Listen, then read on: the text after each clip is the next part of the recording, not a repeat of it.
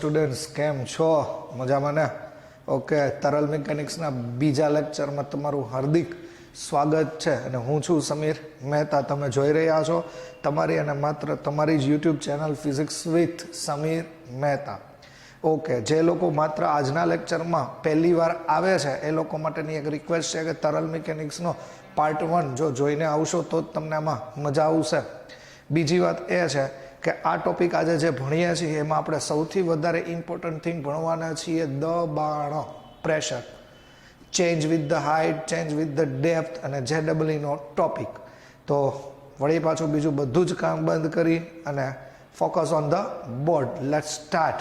Okay, આજનો આપણો topic છે, પ્રશ્ન લખેલો જ છે બોર્ડમાં, તરલના કોઈ પણ બિંદુએ દબાણ માપવાની રીતનું ટૂંકમાં વર્ણન કરો. એકચ્યુઅલી દબાણનું સૂત્ર જો તમને આવડતું હોય P = F/A તો આ ટોપિક તમે સ્કીપ કરો તો નો પ્રોબ્લેમ, પણ આ ટોપિકની મદદથી તમને એટલી ખબર પડવાની છે કે દબાણ છે ને એ માત્ર સપાટીને લંબ જ લાગતા બળને આભારી છે. ઇન શોર્ટ, સપાટીને લંબ લાગતા બળને જ તમે દબાણ કહેવાના છો. યાદ કરો સાયકલનો હવા ભરવાનો પંપ, એમાં તમે લંબ જ બળ લગાડો છો. તમે જે સોફા ઉપર અથવા ગાદલા ઉપર આપણે બેસીએ એ લંબ બળ જ છે. લંબ બળને કારણે જ દબાણ, પ્રેશર ક્રિએટ થાય છે. તો આ લંબ બળનું ફિલિંગ આપવા માટે જ મેં આ પ્રશ્ન બોર્ડ ઉપર લખેલો છે. ઓકે, તો આપણે સ્ટાર્ટ કરીએ છીએ. કાંઈ જ નથી લેવાનું. એક નળાકાર, પહેલાં તો એક પેટી લઈ લ્યો, ચોરસ, લંબચોરસ. એની અંદર તરલ ભરી દેવાનું છે. એની અંદર તરલ ભર્યા પછી એક પિસ્ટન રાખવાનું છે. પિસ્ટન એટલે હંમેશા યાદ રાખો ઊંધો ટી આકારની રચના. ઊંધા ટી આકારની રચનાના પિસ્ટન કહેવાય. જો આ ઊંધો ટી આકાર આ દેખાય છે, આ ઊંધો ટી આકાર, એને પિસ્ટન કહેવાય. અને એમાં મેં સ્પ્રિંગ રાખેલી છે. સ્પ્રિંગ, સ્થિતિ સ્થાપકીય સ્પ્રિંગ. એટલે ત્યાંથી જ ખબર પડે. સ્પ્રિંગ રાખો એટલે એ દબાશે, લંબબળ આપશો તો જ દબાશે. અને તમને ખબર જ છે સ્થિતિ ઉર્જાનું ગતિ ઉર્જામાં રૂપાંતર થાય, પણ એ શૂન્ય અવકાશમાં છે. પ્રેશર માપી શકે એના માટે એક કોમ્પ્યુટરાઇઝ રચના હોય જેને પ્રેશર સેન્સર કહેવાય. બરોબર, અત્યારે આપણે એનું કામ નથી. પ્રેશર સેન્સર મતલબ એવું યાદ રાખો કે એ પ્રેશર માપી શકે, પ્રેશરને ફીલ કરી શકે. જોકે આખી રચના હું તમને પાછી પહેલેથી સમજાવું છું. જોવો જોઈએ, એક આ તમે પેટી લીધેલી છે, એની અંદર આ બ્લુ કલરનું જે કાંઈ છે એ લિક્વિડ તરલ ભરેલું પાત્ર, એટલે તરલ ભરેલું છે. આ ઊંધો ટી આકારની જે તમને રચના દેખાય છે એને પિસ્ટન કહેવાય. પિસ્ટનનું ક્ષેત્રફળ આપણે ડેલ્ટા એ લેવાના છીએ. પિસ્ટનનું ક્ષેત્રફળ ડેલ્ટા એ, એટલે દબાણનું સૂત્ર આપણે આ તારવવાના છીએ. તારવવાના મતલબ આખી ઘટના ઉપરથી આ લખવાના છીએ. ઓકે, ખાસ ધ્યાન રાખો કે પિસ્ટનની અંદર આપણે વેક્યુમ ક્રિએટ કરેલું હોય છે. વેક્યુમ એટલે શૂન્ય અવકાશ ક્રિએટિંગ કર્યું હોય છે. પ્રેશર માપી શકે એટલે પ્રેશર સેન્સર હોય છે. ન્યૂટનના ત્રીજા નિયમનો ઉપયોગ છે. આઘાત અને પ્રત્યાઘાત સમાન મૂલ્યના અને પરસ્પર વિરુદ્ધ દિશામાં હોય છે. તો આકૃતિ કંઈક આવી છે. થોડો ઘણો મિત્રો તમને આમ આઈડિયા આવી જ ગયો હોય કે આ તરલ છે. આ તરલ જોવો જોઈએ, મેં શું તમને આમ ખબર પડી જ જવી જોઈએ, એટલું ફિલિંગ આવી જ જવું જોઈએ. આ તરલ, અહીંયા શૂન્ય અવકાશ છે. આ તરલનું દબાણ આ પિસ્ટન ઉપર લાગવાનું છે. મતલબ આ તરલ છે એ પિસ્ટન ઉપર બળ લગાડવાનું છે. એ બળ લગાડવાના કારણે દબાણ ઉત્પન્ન થશે, એટલે આ પિસ્ટન નીચે આવશે. નીચે આવશે એટલે સ્પ્રિંગ સંકોચાશે. સ્પ્રિંગ સંકોચાશે. ધારો કે હું આને આઘાત કહી દઉં, બદલામાં સ્પ્રિંગ પાછી વિકોચન પામશે એટલે ઉપર જશે. ઉપર જશે કહેવાનો મતલબ સ્પ્રિંગ પાછી ખુલશે, તો એ તમે પ્રત્યાઘાત કહો છો. તરલ દ્વારા પિસ્ટન ઉપર લાગતું બળ આ આઘાત હોય, તો સ્પ્રિંગ દ્વારા પિસ્ટન ઉપર લાગતું બળ એ આ રીતે હોય. તો એ આઘાત અને પ્રત્યાઘાતનું સંતુલન છે. ખાલી લંબ બળ લાગે છે ને એ જ તમારે સમજવાનું છે. બાકી વાત તમે આખી લખેલી છે એવું લાગે તો વિડીયો પોઝ કરી અને તમે એકવાર વાંચી જશો. લખવાની આ કંઈ જરૂર નથી. જોવો જોઈએ મેં શું લખ્યું છે. આકૃતિ એક દર્શાવેલી છે, પ્રાથમિક આકૃતિ. આદર્શ યંત્ર દર્શાવેલું છે. આદર્શ એટલે કાલ્પનિક પાત્ર. વેક્યુમ ક્રિએટ કરવું 100% અત્યારે ઓન ધ અર્થ એવું બધું અહીંયા પોસિબલ નથી થતું. 99% એવું આપણે પોસિબલ કરી શકીએ છીએ. ઓકે, તો આપણે શું કર્યું, યંત્રની રચનામાં એક આપણે નળાકાર લીધો છે, તેમાં સરળતાથી ખસી શકે તેવો પિસ્ટન લીધો છે, અને પિસ્ટનનું આડછેદનું ક્ષેત્રફળ ડેલ્ટા એ છે. એટલે આપણે આની વાત કરીએ છીએ. આ તમને મેં સમજાવી દીધું છે. નળાકારની અંદર ફરજિયાત તમારે વેક્યુમ રાખવાનું છે, શૂન્ય અવકાશ રાખવાનું છે. ઓકે, હવે જોવો જોઈએ આવી રીતનું રાખ્યું છે. પછી અહીંયા મેં એક સ્થિતિસ્થાપક સ્પ્રિંગ રાખી છે, કારણ કે જો પિસ્ટન નીચે આવે તો નીચેથી પાછો ઉપર ધક્કો મારવા માટે, રીબાઉન્સ કરવા માટે આપણે સ્થિતિસ્થાપક સ્પ્રિંગની રચના ત્યાં સેટ કરીને રાખેલ છે. એટલે આ પોઈન્ટ ખબર પડી ગઈ. આખા પિસ્ટનને પ્રવાહી ભરેલા પાત્રની અંદર ડુબાડીને રાખેલું છે, ઇમર્સ્ડ કરી દીધું છે.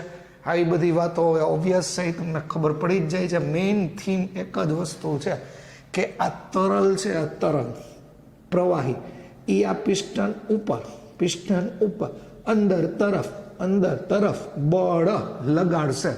તરલ દ્વારા પિસ્ટન પર અંદરની તરફ બળ લાગે છે. આ બળ લાગે અને આઘાત કહીએ ને એને લીધે પિસ્ટન નીચે તરફ ખસે છે. ઓબ્વિયસલી છે, ખસે એટલે સ્પ્રિંગ શું થશે? સંકોચાશે. સ્પ્રિંગની અંદર સ્થિતિ ઉર્જા આવશે, સ્થિતિનું ગતિ ઉર્જામાં રૂપાંતર થશે એટલે રીબાઉન્સ ધક્કો લાગશે એટલે સ્પ્રિંગ પિસ્ટન પર બહારની તરફ, સ્પ્રિંગ પિસ્ટન પર બહારની તરફ. જો અહીંયા લખ્યું છે સ્પ્રિંગ સંકોચાય છે, પરિણામે સ્પ્રિંગમાં એ તો ખબર જ હોય પુનઃસ્થાપક રિસ્ટોરિંગ ફોર્સ ડેવલપ થાય, જેને લીધે પિસ્ટન બહારની તરફ ધકેલાય છે. અંદર લાગતું બળ અને બહાર લાગતું બળ, આ મિનિંગ સમજો. તરલ દ્વારા પિસ્ટન ઉપર લાગતું બળ અને સ્પ્રિંગ દ્વારા પિસ્ટન ઉપર રિબાઉન્ડ ફોર્સ, આ બે સમાન મૂલ્ય અને પરસ્પર વિરુદ્ધ દિશામાં હોય છે એટલે બળ સમતોલાય છે. ઇન શોર્ટ કહેવાનો મિનિંગ એવો છે, ધારો કે પિસ્ટનનું ક્ષેત્રફળ ડેલ્ટા એ હોય. જુઓ, પિસ્ટનનું ક્ષેત્રફળ ડેલ્ટા એ હોય, લાગતું બળ ડેલ્ટા એફ હોય.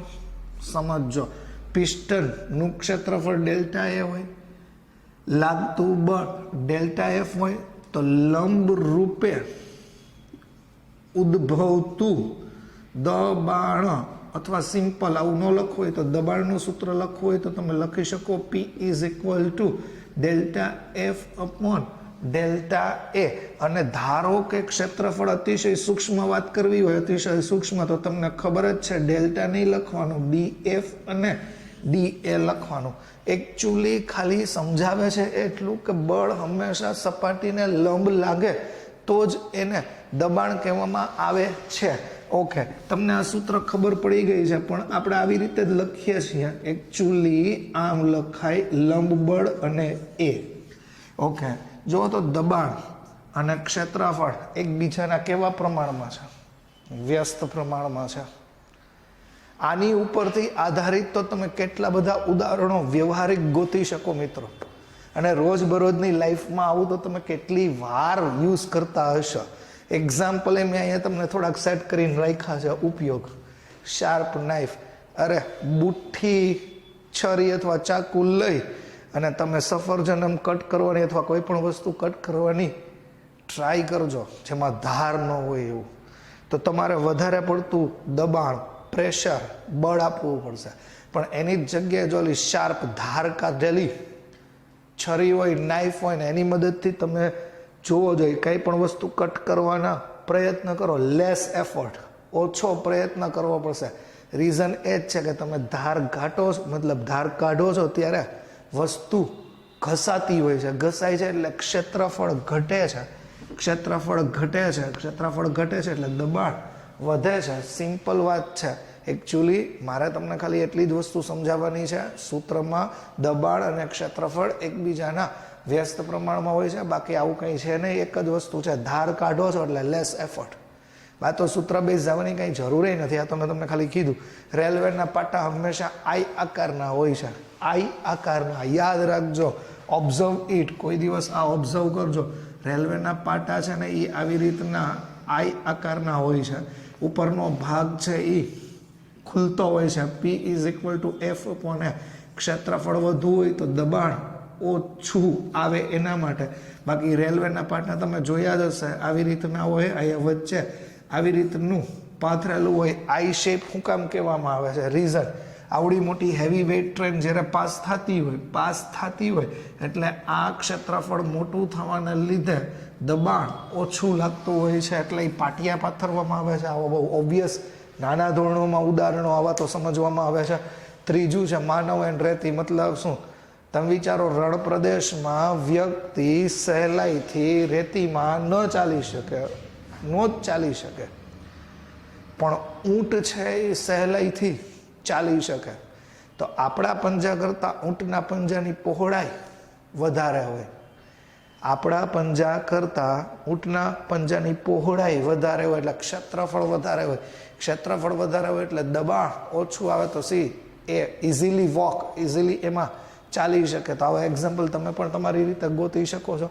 હા, એક મહત્વની વાત છે, જોવો જોઈએ, સાયકલના ટાયર જોવો, ઓકે, સ્કૂટરના ટાયર ઓબ્ઝર્વ કરો, ટ્રકના ટાયર ઓબ્ઝર્વ કરો, અમુક મોંઘી કાર આવતી હોય એના ટાયર ઓબ્ઝર્વ કરો. જેમ ટાયરની સાઇઝ, મતલબ ટાયર જાડા હોય, જાડા ટાયર, સરફેસ મોટી હોય, ખબર પડે ને, જાડા ટાયર હોય તો ક્ષેત્રફળ વધારે હોય તો દબાણ ઓછું આવે. તો આ વસ્તુ પણ તમારા મગજમાં સેટ કરો તો તમે જ નક્કી કરી શકો જાડા ટાયર વધારે સારા કે પાતળા ટાયર. પાતળા ટાયરનું ક્ષેત્રફળ ઓછું હોય એટલે દબાણ વધારે આવે. સમજાઈ ગઈ છે તમને? છેલ્લે સૌથી ઇઝી એક્ઝામ્પલ જોવો, ખીલી. ખીલીનો ઉપરનો ભાગ હોય, ઉપરનો ભાગ એ પહોળો હોય, નીચે ભાગ અણીદાર હોય, ટાચણી. શું કામ? એક જ વસ્તુ છે, શું કામ? તમે વિચારો, નીચે ટાચણીનો ભાગ એકદમ અણીદાર હોય, રેડી, એટલે ક્ષેત્રફળ ઓછું હોય, દબાણ વધારે લાગે. અને ઉપરનો ભાગનું ક્ષેત્રફળ જોજો વધારે હોય એટલે તમારે દબાણ ઓછું આપવું પડે. તમે એક હથોડી ઉપરથી મારો એટલે ડાયરેક્ટલી એ સરફેસની ઇનસાઇડ વયું જાય. સ્ટેપલરનું એક્ઝામ્પલ એ બેસ્ટ છે. સ્ટેપલરમાં તમારે આમ લંબ બળ અપ્લાઇંગ કરવું પડે. તો આવી બધી વસ્તુ આશા છે કે તમને સમજાઈ ગયું હશે. હવે આપણે એનસીઆરટીના બે નાના, આપણી ટેક્સ્ટ બુકના જ બે નાના દાખલા લઈ જાય છીએ. જોકે મારે તમને કરાવવાની એ જરૂર નથી, ખાલી P = F/A આ જે સૂત્ર છે એની અંદર કિંમત મૂકી અને સાદુરૂપ આપી દેવાનું છે. છતાંય તમે તમારી ટેક્સ્ટ બુક ઓપન કરી લ્યો, બરોબર છે, ત્યાં સુધી વિડીયો પોઝ કરો અને બોર્ડ ઉપર માહિતી નોટ કરવા જેવી લાગે તો નોંધી લ્યો. ઓકે, તો એનસીઆરટીની બુક તમારી હાથમાં હશે. હું રકમ વાંચતો નથી, બરોબર છે. તો એનસીઆરટીની બુકની અંદર રકમ લાઇન ટુ લાઇન અક્ષરશઃ તમે વાંચશો. બાકી એક્સપ્લેનેશન હું અહીંયા તમને કરી આપું છું. ઉદાહરણ પહેલું, આપણે ટેક્સ્ટ બુકનું ઉદાહરણ પહેલું જો તમને એ લોકોએ માનવના પગના હાડકાની વાત કરી લઈ છે, તો પગના હાડકાને ઇંગ્લિશમાં યાદ રાખજો, પગના હાડકાને ઇંગ્લિશમાં ફીમર્સ કહેવાય. ફીમર્સ, યાદ રહી ગયું? ફીમર્સ એટલે હાડકું, પગનું. ઓકે, તો દરેક ફીમર્સનું ક્ષેત્રફળ તમને આપી દીધું છે. ભગવાને આપણને 2 પગ આપ્યા હોય, બરોબર, 2 પગ નોર્મલ મનુષ્યની જ વાત થાય છે. તો દરેક શબ્દ વાપરો છે એક ફીમર્સ, એટલે આ તમે વિચારો જોઈએ, આ એક ફીમર્સ હોય આપણું, રેડી, એક ફીમર્સ. તો એક ફીમર્સનું ક્ષેત્રફળ તમને 10 સેન્ટીમીટર સ્ક્વેર આપ્યું છે. મારે શું કહેવાનું છે એ તમે સમજી ગયા છો, બરોબર? હા, આપણા શરીરનું વજન અહીંયા તમે વિચારો તો નાભીથી ઉપરના ભાગનું દળ, નાભીથી ઉપરના ભાગનું દળ તમને 40 કિલોગ્રામ આપી દીધેલું છે. તો આપણા ઉપરના ભાગ વડે ફીમર્સ ઉપર એટલે હાડકા ઉપર આવતું દબાણ ગોતવાનું છે. અને જી ઓબ્વિયસલી આપણે 10 લઈ લઈએ છીએ. હવે દબાણનું સૂત્ર તો ઓબ્વિયસલી તમને ખબર જ છે, P = F/A. વિચારો જોઈએ, આ મનુષ્ય હોય એના ઉપરના ભાગનું દબાણ એટલે તમને ખબર જ છે, વજન બળ તો આપણું હંમેશા નીચે તરફ જ હોય, એટલે અહીંયા તમે mg/A એવું લઈ શકો. ઓકે, એમ દળ આપણને આપી દીધું છે 40, આ 10. એલાવ ભૂલ નહીં કરતા, ક્ષેત્રફળ 10 નથી લખવાનું. એ તો તમારે એવું વિચારવાનું છે, એ ત્રિરાશિ જ છે ભાઈ, કાંઈ નથી. એક ફીમર્સનું ક્ષેત્રફળ 10 સેન્ટીમીટર સ્ક્વેર છે. તો 2 પગ હોય એટલે 2 હાડકા વિચારો, તો 2 ફીમર્સનું કુલ ક્ષેત્રફળ કેટલું થાય? તો કુલ ક્ષેત્રફળ તમારે લેવાનું છે 20 સેન્ટીમીટર સ્ક્વેર. સેન્ટીમીટરને તમે મીટરમાં કન્વર્ટ કરો એટલે આવું થાય, માથે સ્ક્વેર છે એટલે A = 20 × 10⁻⁴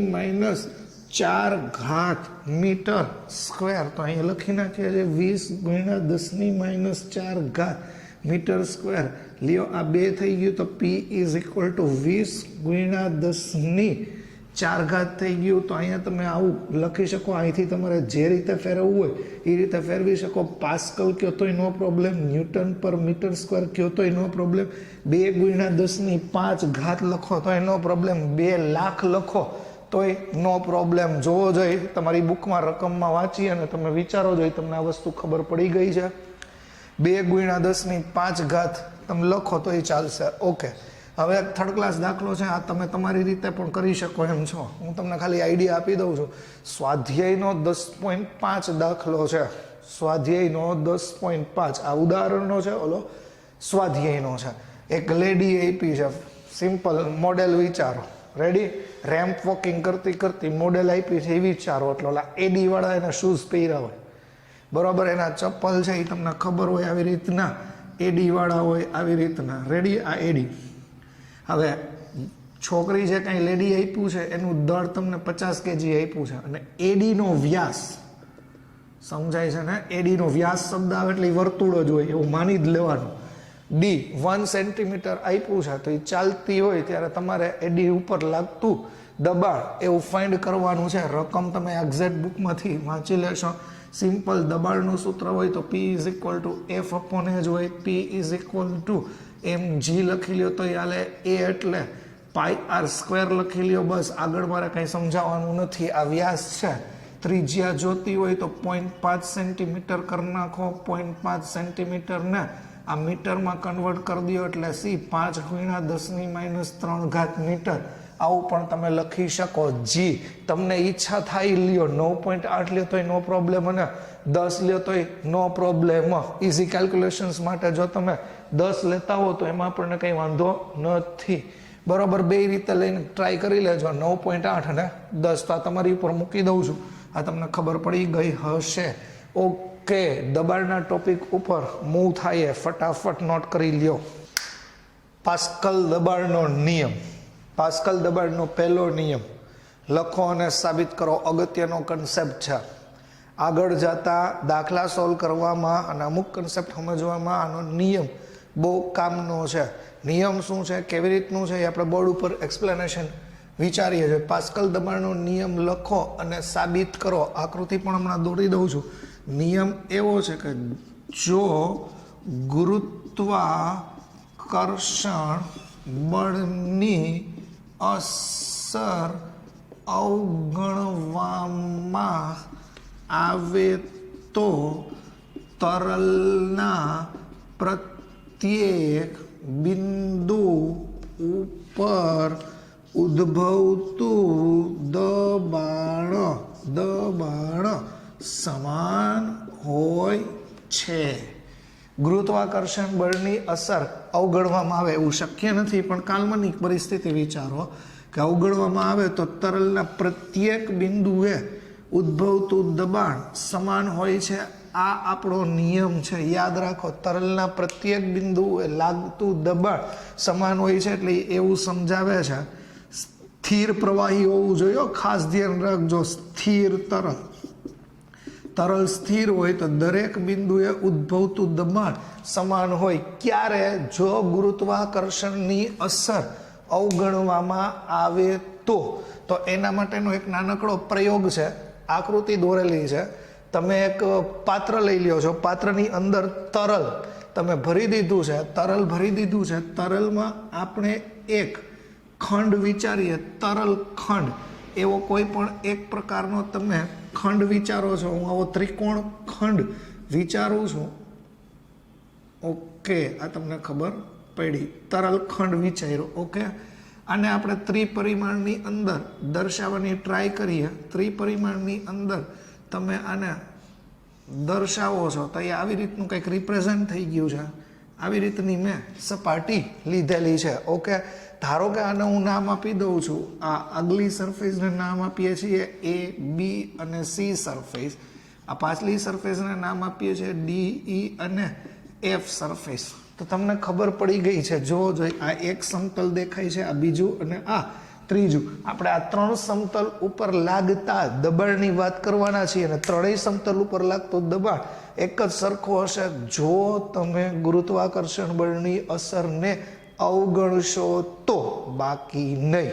એ આપણે આગલા ટોપિકમાં વાત કરીએ છીએ. હવે વિચારો જોઈએ, આવો તરલ ખંડ તમે વિચારો છો, તરલ ખંડ વિચારો છો, અથવા આવું કોઈ પણ વસ્તુ, આવો આકાર ધરાવતું લાકડાનું એક મોડેલ તમે પાણીની અંદર ડૂબાડો તો તમને શું ફીલ થાય? વિચારો. તરલ છે, તરલ છે એ આ સપાટી ઉપર, તરલ છે એ આ સપાટી ઉપર આવી રીતનું લંબ દિશામાં બળ લગાડે. તરલ છે એ આ સપાટી ઉપર લંબ દિશામાં બળ લગાડે. ધારો કે આ સપાટી ઉપર લાગતા બળને હું કહી દઉં FA, આ સપાટી ઉપર લાગતા બળને કહી દઉં FB, આ સપાટી ઉપર લાગતા બળને FC.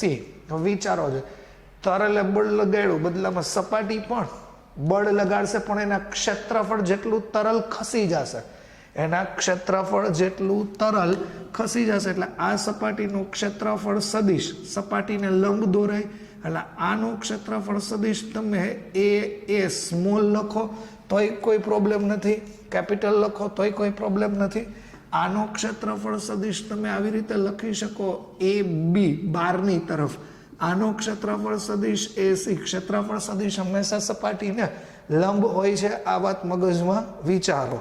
હજી જો ન ખબર પડી હોય ને તો આની એક નાનકડું મોડેલવાળી આકૃતિ અહીંયા લઈ લ્યો. ત્રિકોણ છે, ધારો કે અહીંયા બનતો ખૂણો થીટા છે, એક જ સરફેસ ઉપર ધ્યાનથી જોવો જોઈએ. ABC ગમે એ નામ લખી શકો.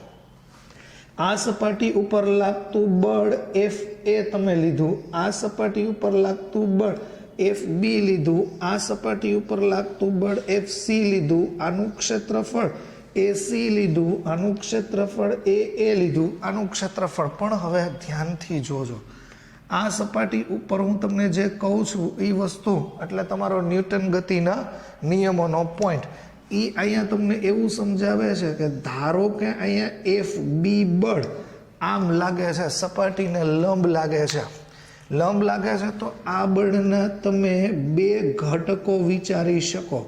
ઓબ્વિયસલી બે ઘટકો તમે વિચારી જ શકો. ક્યાં બે ઘટકો વિચારી શકો? તો કે FB cos theta, FB cos theta, અને અહીંયા તમે વિચારી શકો FB sin થીટા. આ ખબર પડી?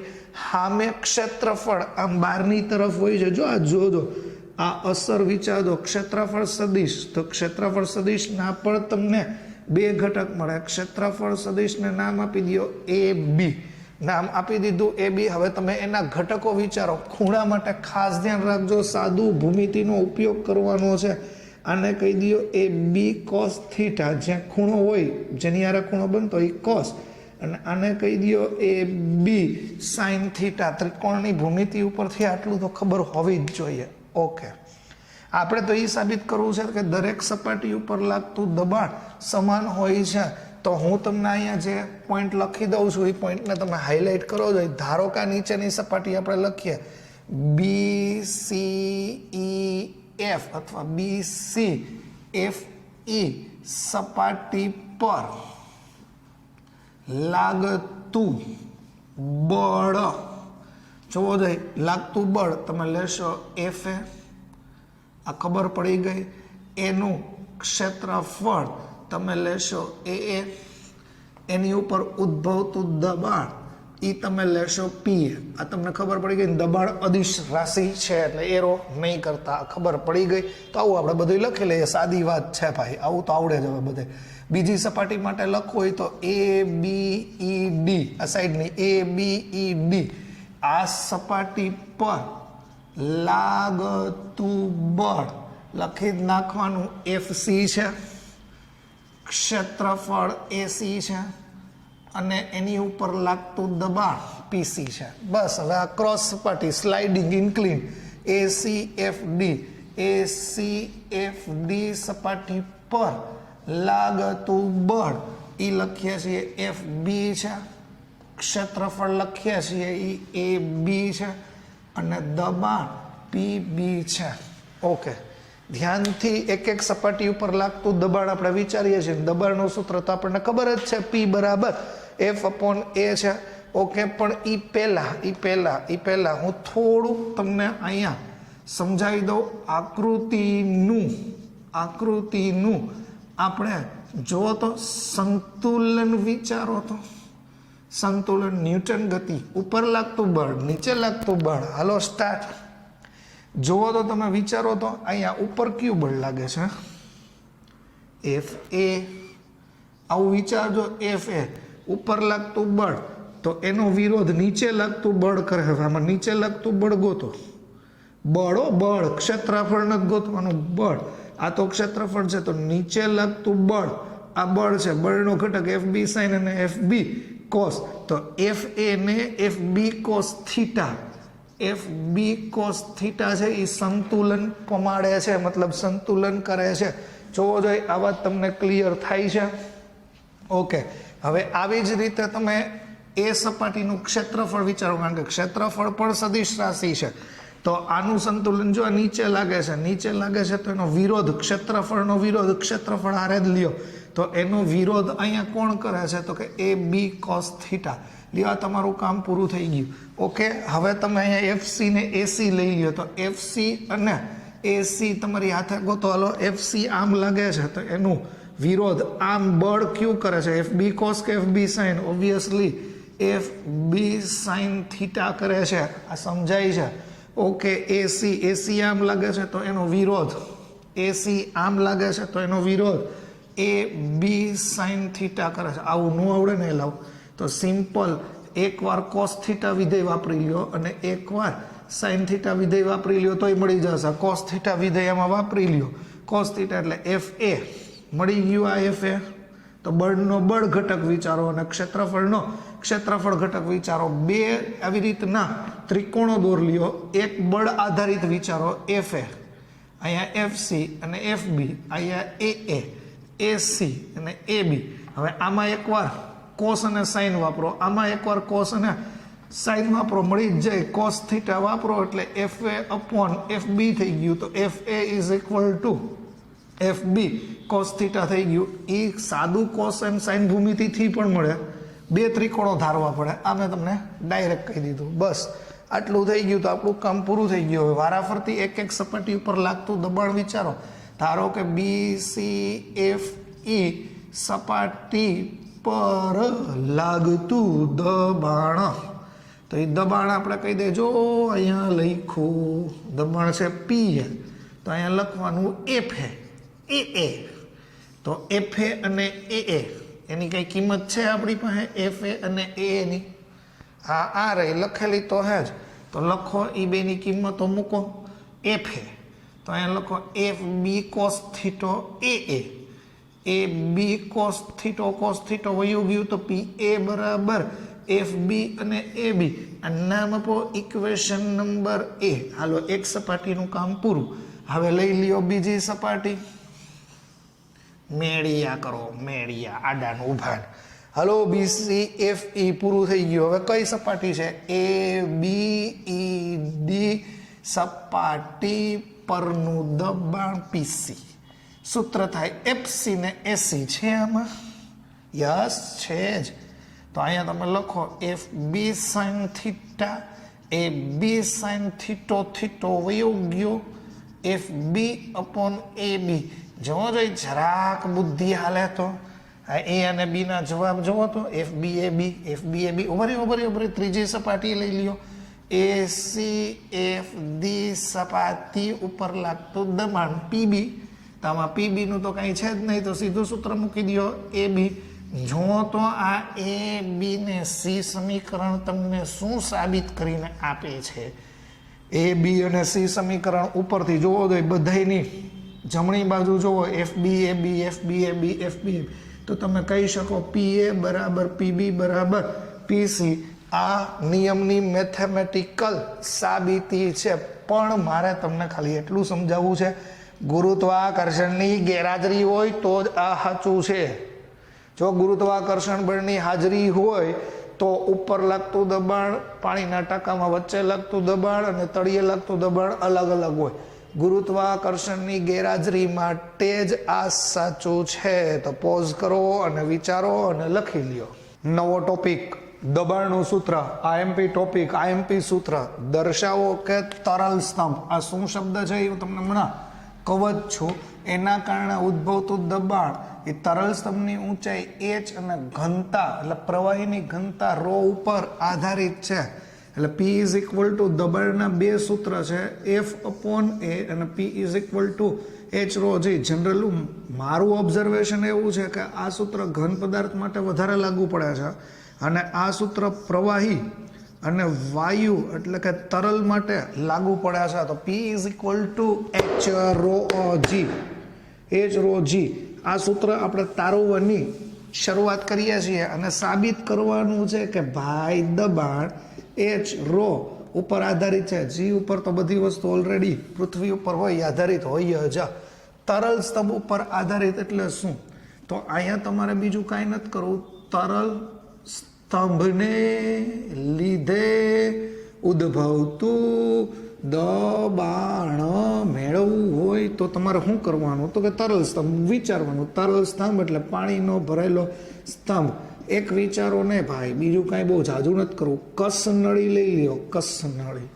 કસનળીની અંદર તરલ ભરી દો અને કહી દયો કે તરલની ઘનતા ρ છે. મનપસંદ તરલ જે ભાવતું હોય એ ભરી દો.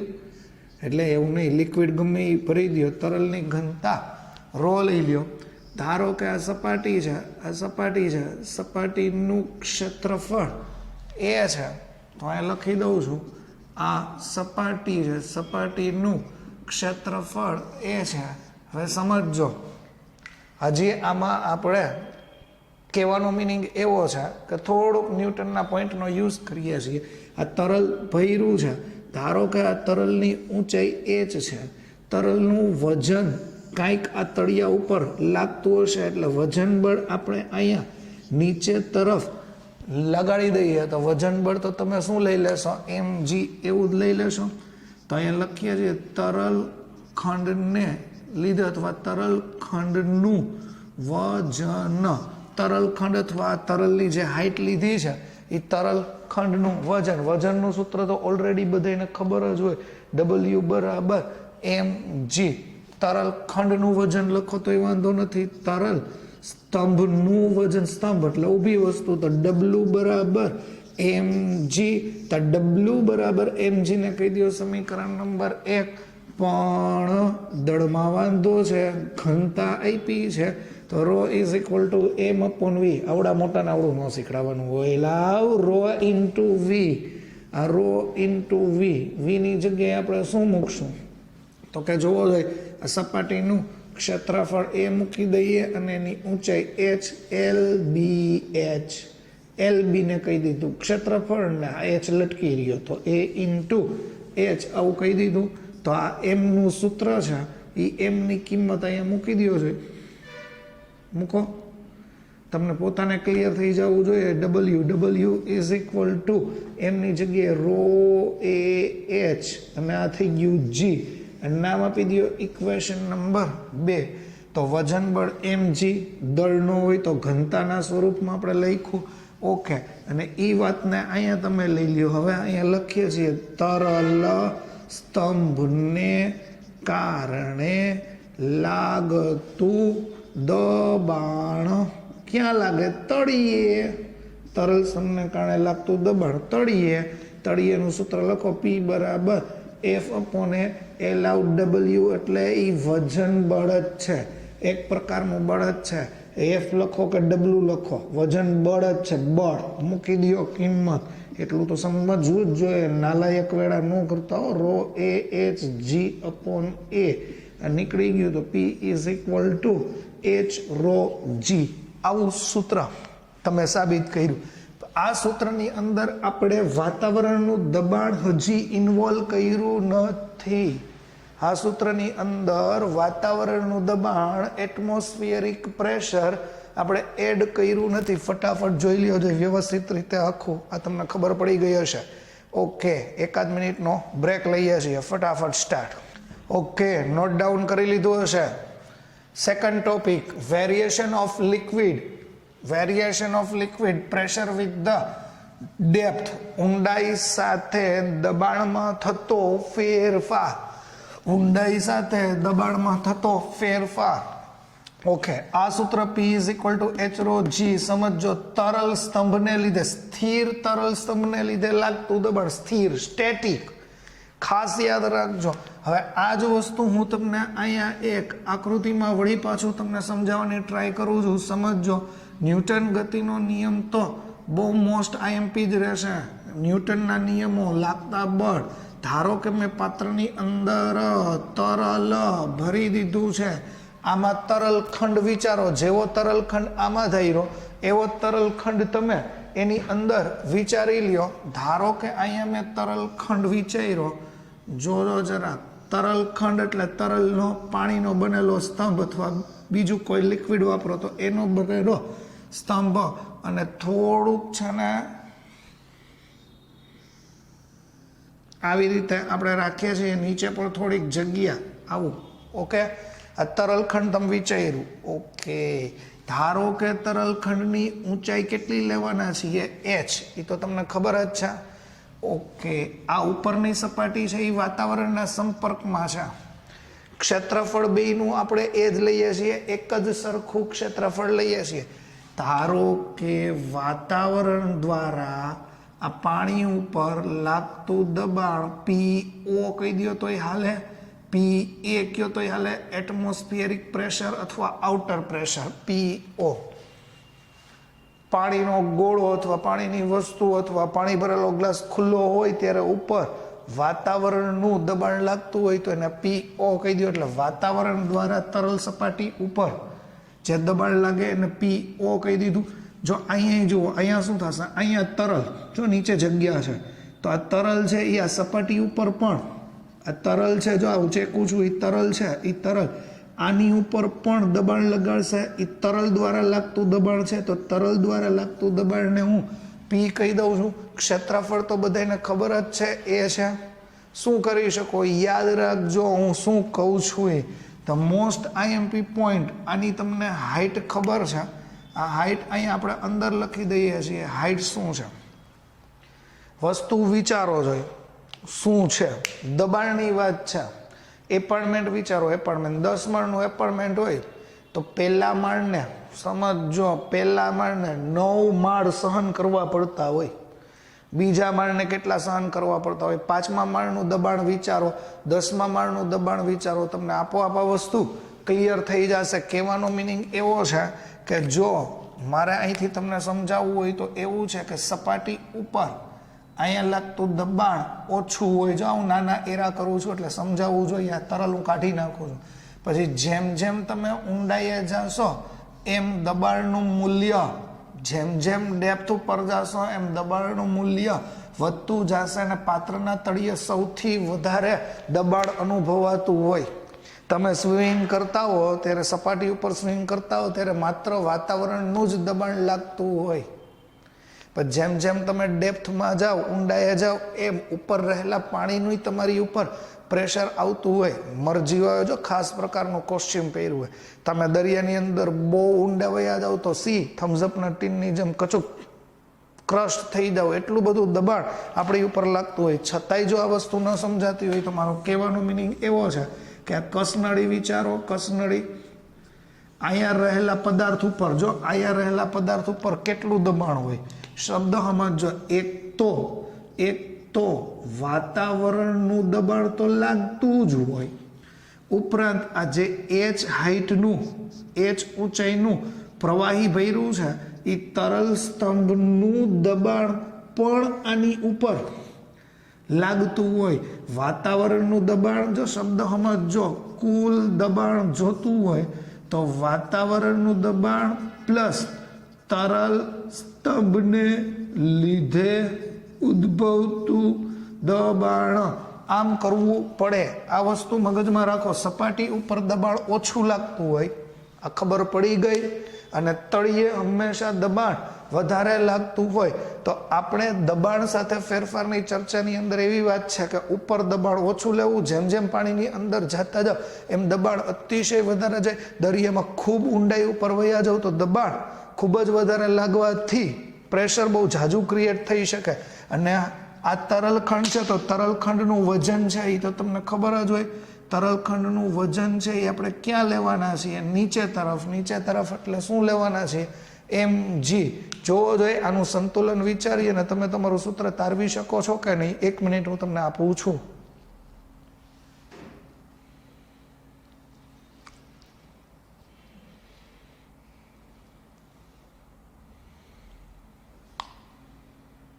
ઓકે, ખબર પડી? નથી પડી? ઓકે, તો કાંઈ નહીં, સિમ્પલ વસ્તુ લગાડો. ઉપર લાગતું બળ બરાબર નીચે લાગતું બળ. આવું વિચારો. ઉપર લાગતું બળ બરાબર નીચે લાગતું બળ.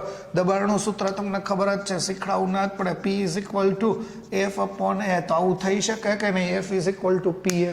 ઓકે, તો ઉપર લાગતું બળ. ઉપર ક્યાં બળ લાગે છે જોવો જોઈએ. આ P અને આનું ક્ષેત્રફળ નો ખબર પડે તો અહીંયા એવું કહું કે PA જેટલું બળ લાગે છે. તો આ PA જેટલું બળ છે. આ ખબર પડી. ઉપર લાગતું બળ આ એક જ છે, PA જેટલું છે. ઓકે, હવે નીચે લાગતા બળ વિચારો જોઈએ. તો આ વાતાવરણનું P0A બળ લાગે છે, આ ખબર પડી ગઈ. અને તમે તમારું વજન બળ લઈ લ્યો છો mg. લગભગ હવે મારે તમને આમાં કંઈ સમજાવવાની જરૂર પડશે નહીં. કેવી રીતની વાત છે? તો તમે આવું કંઈક લખી શકો. જોવો જોઈએ. આ PA = P0A m અને g. એમની જગ્યાએ તમે ρ × V લખી નાખો. PA = P0A. અહીંયા ρ તો એમને જ રાખો. V ની જગ્યાએ ક્ષેત્રફળ અને હાઈટ લખી નાખો. સેમ આ ટોપિક અપ્લાય કરો. જુઓ તો એ સામાન્ય કાઢો અને એની યારે ઉડી જાય તો અહીંયા વધે છે P અને P0 વત્તા અહીંયા વધશે ρ, h અને g. P0 ને આમ લઈ આવો તો P - P0 = h ρ g. તો આ સૂત્ર થઈ ગયું. આ આમે લખાય, આ સૂત્ર આ ઉપરની જેમ લખાય. P - P0 એટલે એને કહેવાય દબાણમાં થતો ફેરફાર ઊંડાઈ સાથે. h હાઈટ, ρ અને g ઉપર ડિપેન્ડેબલ છે. એને તમે છે ને હાઇડ્રોસ્ટેટિક પ્રેશર એવું કહી શકો, ગેજ દબાણ એવું કહી શકો. P - P0 ના ઝાઝા નામ છે. હાઇડ્રોસ્ટેટિક દબાણ, દબાણમાં થતો ફેરફાર, ચેન્જ ઇન પ્રેશર, ગેજ દબાણ. તો વિચારો જોઈએ. આઉટર પ્રેશર, વાતાવરણનું દબાણ ન લ્યો તો P = h ρ g સૂત્ર છે. વાતાવરણનું દબાણ લ્યો તો P - P0 = h ρ g સૂત્ર છે. તો આ તમને ખબર પડી ગઈ છે. P - P0 = h ρ g. 1 minute વિચારો તો હું શું કહું છું. હજી અહીંયા છે ને આ સપાટી પાણીની અંદર જ છે. હવે હું તમને એક પોઈન્ટ આપું છું. ધારો કે ગુરુત્વાકર્ષણ બળ જ નથી. ગુરુત્વાકર્ષણ બળ નથી મતલબ ધારો કે ગ્રેવિટી 0 લઈ લે. ગુરુત્વાકર્ષણ બળ નહીં, ગ્રેવિટી 0 લઈ લ્યો તો આ સૂત્ર શું થાય? જો તો P - P0 = h ρ g. Gravity 0 મૂકો તો અહીંયા h ρ અને 0 તો P - P0 = 0. આમ લઈ જાઓ તો P બરાબર P0. તો આનો મતલબ એવો થયો ઇન્ટરનલ પ્રેશર = આઉટર પ્રેશર. એટલે પહેલો નિયમ સાબિત થયો. તરલના પ્રત્યેક બિંદુએ લાગતું દબાણ સમાન હોય જો ગુરુત્વાકર્ષણ ગ્રેવિટીની અસર અવગણવામાં આવે તો. આ બધી વસ્તુ મોસ્ટ IMP છે. સૂત્ર મોસ્ટ IMP છે. નોટ કરી લેશો. નોટ કરી લીધું? ઓકે. અગત્યની 2-3 વાત તમને કરી દઉં છું. જો ભૂલ ના પડે, આપણે આ સૂત્રનો બેફામ યુઝ કરવાના છીએ. હજી જો P - P0 = h ρ g. Gravity અવગણી નાખો. ગ્રેવિટી 0 લઈ લ્યો તો લાગતું દબાણ પ્રત્યેક બિંદુએ સમાન. પાસ્કલનો પહેલો નિયમ સાબિત થયો. ઓકે. તમે જોવો જોઈએ આ P શું લેશો? તો P એટલે શું? તો કે આપેલા બિંદુએ ઉદ્ભવતું દબાણ. એટલે આપેલું બિંદુ એટલે આ બિંદુએ ઉદ્ભવતું દબાણ. P0 એટમોસ્ફિયરિક પ્રેશર એટલે વાતાવરણનું દબાણ. h તરલ સ્તંભની હાઈટ, આ ખબર પડી ગઈ હશે. ρ ડેન્સિટી ઓફ લિક્વિડ એટલે પ્રવાહીની ઘનતા. G એટલે પાર્લેજીનો G નહીં, G એટલે ગ્રેવિટી. તો આ તમને પહેલા ક્લિયર થઈ ગયું. P - P આને તમે આમે લખી શકો P0 plus H rho G.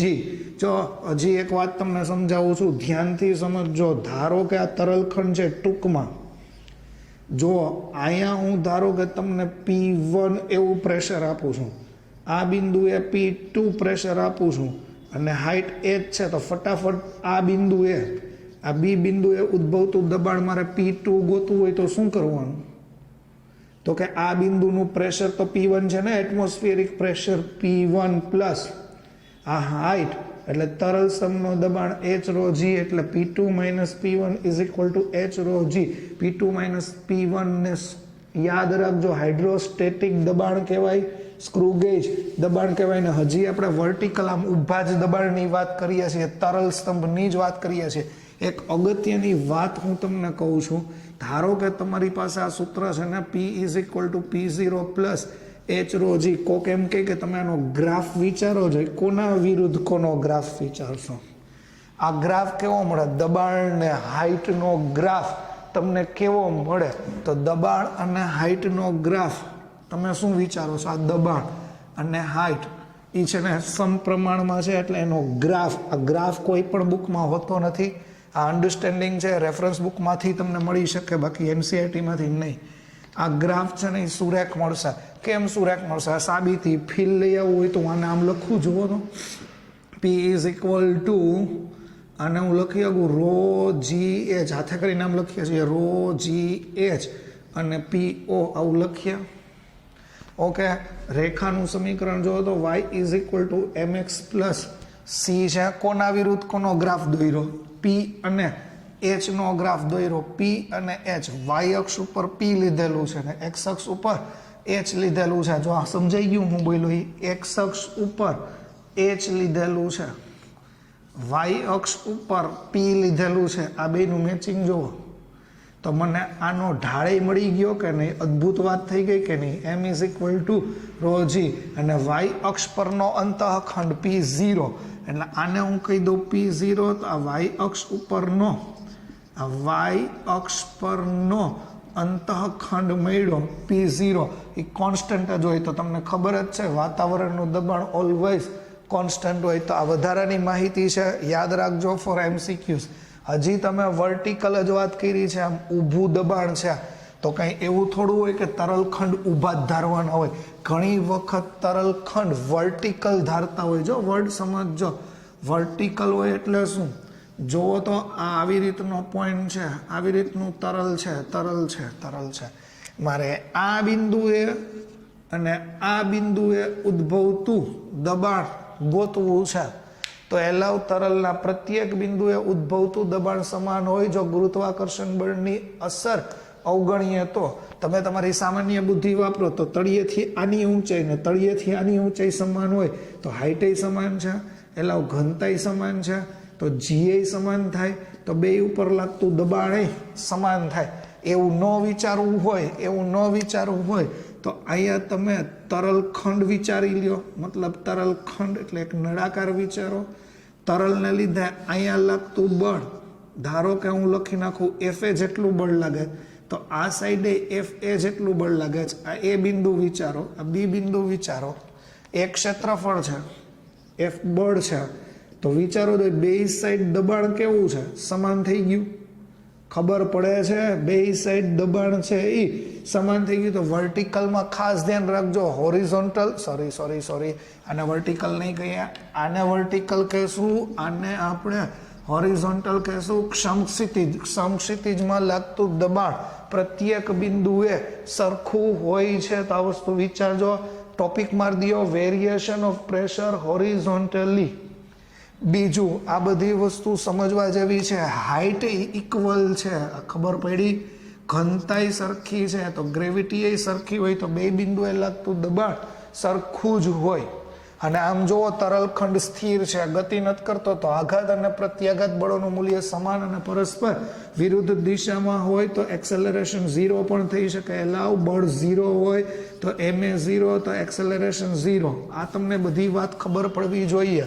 હજી સમજો, ઊભું હોય તો તરલ સ્તંભમાં દબાણ સાથે ફેરફાર થાય છે. આમ આડું હોય તો દબાણ બે સાઈડ એક સરખું હોય છે. જો એક હાઈટ ઉપર હોય તો, આમ ક્રોસ હોય તો નહીં. ઓકે, આ વાત જો તમને ગળે ઉતરી ગઈ હોય બરોબર છે, તો આપણે સ્પેશિયલી JEE નીટના 5 થી 6 MCQ લઈએ છીએ. ત્યાં સુધી મગજમાં બધા જ પોઈન્ટ મિત્રો રિકોલ કરો. આ તમને ખબર પડી ગઈ હશે. ઓકે ઓકે ઓકે, તો ક્વેશ્ચન નંબર 1 કેવો છે? ધારો કે ક્વેશ્ચન નંબર 1માં હું તમને એક આવું તરલ ખંડ ડ્રો કરીને આપું છું. થોડુંક મોટું ડ્રો કરી નાખીએ. આ તરલ ખંડ મેં ડ્રો કરીને આપ્યું છે. ઉપર ધારો કે P1 કહી દઉં, નીચે P2 કહી દઉં. અહીંયા તરલ છે એ ભરેલું છે, આની હાઈટ h છે. તો અહીંયા લાગતું દબાણ ગોતવું હોય તો કેટલું થાય? અહીંયા P2 એ લાગતું દબાણ તો તમને ખબર જ છે, વાતાવરણનું દબાણ P1 અને h રો g. જોવો જોઈએ આ તમને આખો કન્ટેન્ટ, આખો મસાલો કેમ છે એ તમને ખબર પડી ગઈ છે. ઓકે, હવે જુઓ તો હું તમને શું કહું છું એ જો શાંતિથી વિચારજો. ધારો કે અહીંયા મેં એક આવી રીતનું ડ્રો કર્યું છે, થોડુંક અદ્ભુત છે. આપણે આવી રીતનું ડ્રો કરીએ છીએ.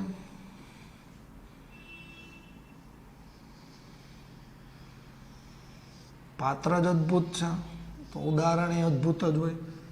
ધારો કે આવું પાત્ર છે. અહીંયા હું એમ કહી દઉં છું P1, અહીંયા P2. આમાં તો દબાણ તમને ખબર પડી ગઈ ને, અહીંયા P2 તળિયે લાગતું દબાણ. તો આ પાત્રમાં તળિયે લાગતું દબાણ કેટલું હોય? આવું આપ્યું છે, આવું જ પાત્ર આપ્યું છે, તો તળિયે લાગતું દબાણ કેટલું હોય? આટલું જ હશે. ઓબ્વિયસલી આટલું હશે. તમે વિચારો છો શું કરવાનું હોય ખબર છે? અહીંથી તમે એક નાનકડો તરલ ખંડ વિચારો. હાલો વિચારી લીધો. અહીંથી એક નાનકડો તરલ ખંડ વિચારો. ધારો કે આની હાઈટ, તરલખંડની હાઈટ h1 છે. તો આટલા ભાગમાં લાગતું દબાણ શું લખશો?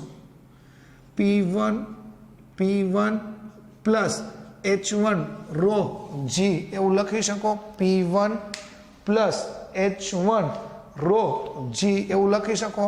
ન સમજાણું એટલે અહીંયા લાગતું દબાણ વિચારો. હાલો જે ન ખબર પડી હોય, અહીંયા સપાટી ઉપર લાગતું દબાણ P1 છે, h1 હાઈટ છે. તો અહીંયા લાગતું દબાણ આટલું થઈ શકે, P1 plus h rho g. યાદ કરો, અહીંયા લાગતું દબાણ એટલે P1 અને આટલું.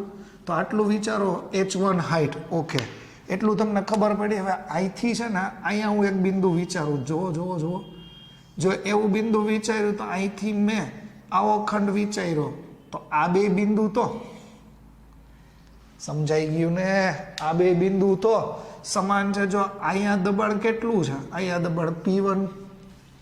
તો અહીંયા તમારું દબાણ P1 plus h1 row g થાય, કારણ કે હોરિઝોન્ટલ છે. વર્ટિકલ હોય તો જ ફેરફાર થાય.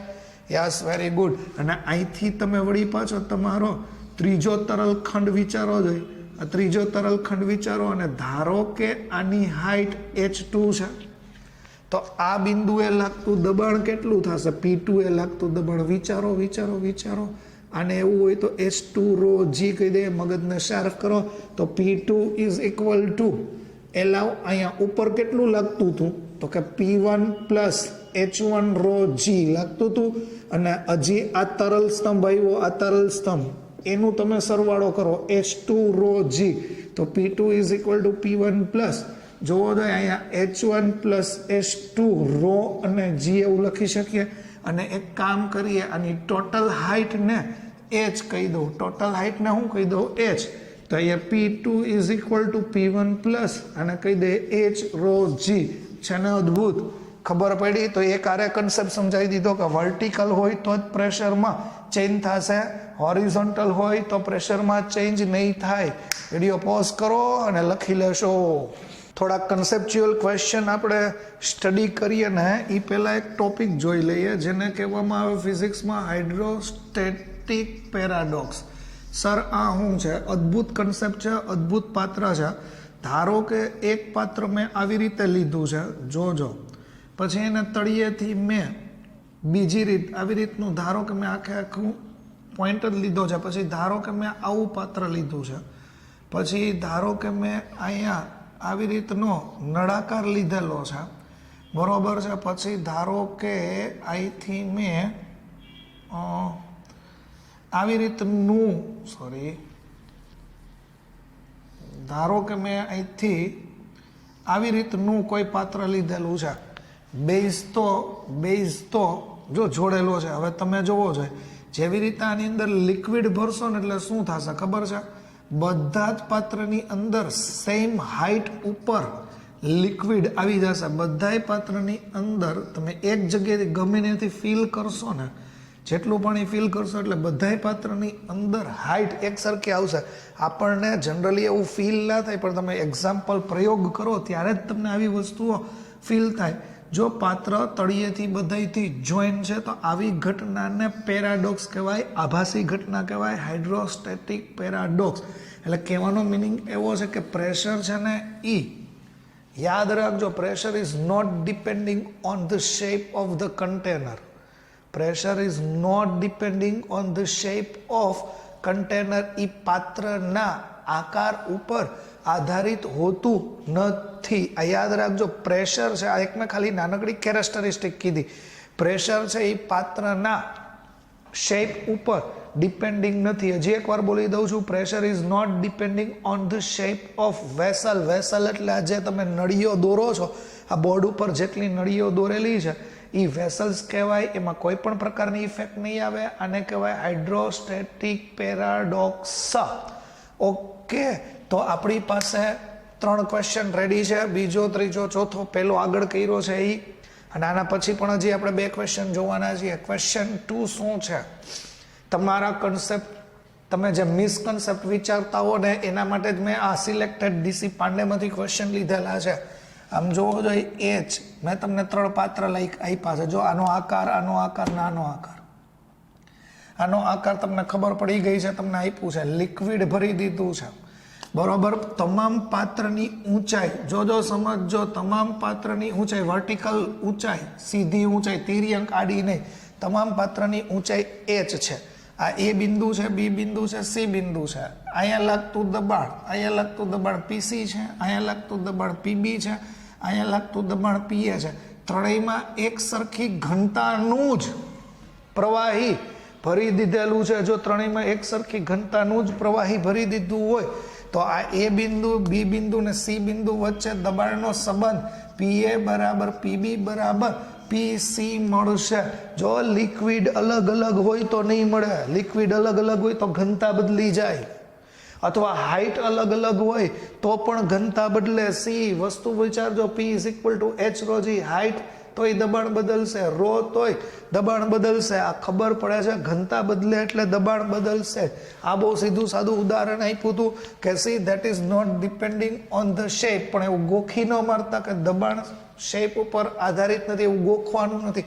એ શું કામ? કારણ કે જો ઘનતા એક સરખી છે, હાઈટ એક સરખી છે, એટલે દબાણ પાત્રના આકાર ઉપર આધારિત નથી. તો આ સાદો કન્સેપ્ટ તમને ક્લિયર થઈ ગયો? ઓકે. હવે આમાં જુઓ તો 3 વેસલ, વેસલ એટલે કાચની તમને નળી આપી દીધી છે. આ વસ્તુ વિચારજો, ઇક્વલ બેઝ એરિયા. આ શબ્દ ખાસ સમજજો, જેનો બેઝ એરિયા એટલે પાયાનું ક્ષેત્રફળ, આનું ક્ષેત્રફળ, આનું ક્ષેત્રફળ, નાનું ક્ષેત્રફળ, પાયાનું ક્ષેત્રફળ છે એ સેમ છે. Are filled with the equal volume. જોજો, are filled with the equal volume. Height નથી આપી, ઇક્વલ વોલ્યુમ. ન ખબર પડે ને તો આપણે એક કામ કરીએ, 1 લીટર પાણી લઈ લઈએ અને સેમ ફ્લુઇડ, સેમ ફ્લુઇડ એટલે ઘનતા, ઘનતા, ઘનતા જે લિક્વિડ ભરશો એની ઘનતા કેવી છે? સમાન છે. રકમ સમજાણી ના સમજાણી પાછું 3 વેસલ્સ લઈ લીધી, ઇક્વલ બેઝ એરિયા, જેનું પાયાનું ક્ષેત્રફળ સમાન છે, filled with the equal volume. ત્રણેયમાં 1-1 લીટર જ વસ્તુ તમે નાખશો, સમજાય છે? ઇક્વલ વોલ્યુમ અને સેમ ફ્લુઇડ. આમાં હાઈટ નથી આપી, ઇક્વલ વોલ્યુમ આપ્યું છે. એટલે આમાં કોપી ન મારતા કે આમાં દબાણ સરખું, આ ઓપ્શન આપ્યા તો દબાણ સરખું એમ વિચારોમાં. તમે શાંતિથી પહેલા ટોપિક ઉપર ફોકસ થાવ. આ જેવા તેવા ટોપિક્સ નથી. તમે વિચારો, 1 લીટર પાણી મેં આમાં રાખ્યું, આ સીધું પાત્ર છે તો અહીંયા આવી ગયું. હવે આ પોળું પાત્ર છે, જો નીચેથી આમ પોળું થતું જાય તો 1 લીટર હું પાણી નાખીશ, 1 લીટર પાણી નાખીશ. જો સમજો, ફીલ કરજો, વિઝ્યુલાઇઝ કરજો, તો આની હાઈટ જેટલું નહીં થાય. આ સાંકડું પાત્ર છે, તમે નાખ્યું તો અહીંયા એચ હાઈટ, સપોઝ આમાં અહીંયા આટલી હાઈટ આવી, તો આમાં આટલી હાઈટમાં 1 લીટર પાણી સમાઈ ગયું. હવે અહીંયા જો, કારણ કે આ ઉપરથી આમ ખુલતું જાય છે, આ ઉપરથી સાંકડું થતું જાય છે, એટલે આમાં 1 લીટર નાખશો તો 1 લીટર અહીંયા સુધી આવશે. આ ખબર પડે છે? કંઈ ખબર પડે છે?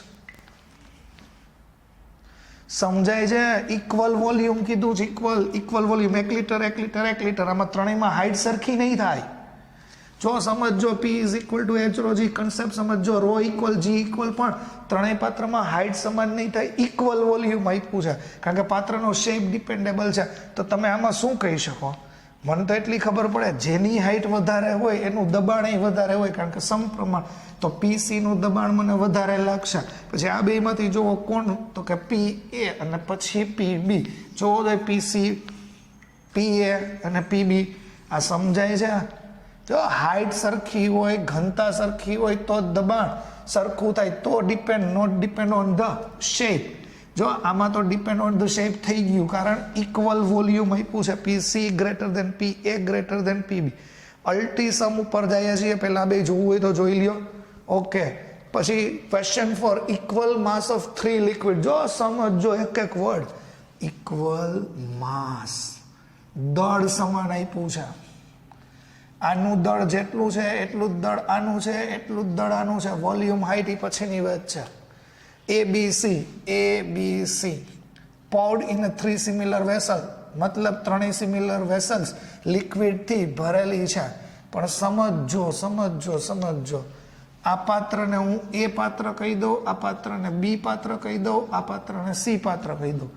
આ ઘનતા રો A છે, આની ઘનતા રો B છે, આની ઘનતા રો C છે. સંબંધ સમજો, A ની ઘનતા વધારે છે, B લિક્વિડની ઘનતા ઓછી છે, C લિક્વિડની ઘનતા સાવ ઓછી છે.